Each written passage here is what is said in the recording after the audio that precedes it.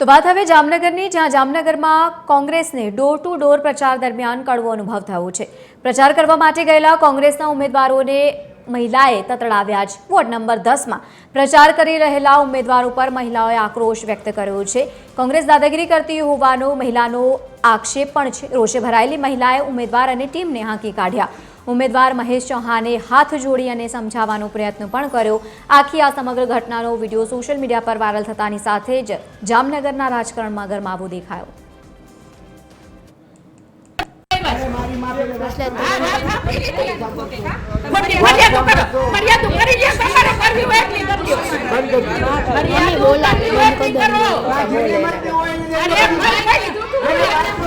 બેન ધમકી આપવા આવ્યા હતા બેન અમે અમારો પ્રચાર કરવા આવ્યા ભલે આવ્યા પણ આયા છે ને અહીંથી નીકળી જાવ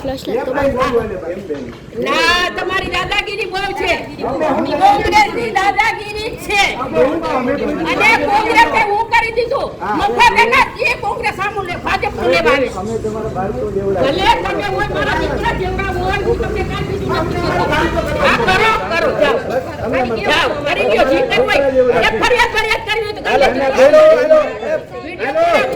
કરી લેજો ફરિયાદ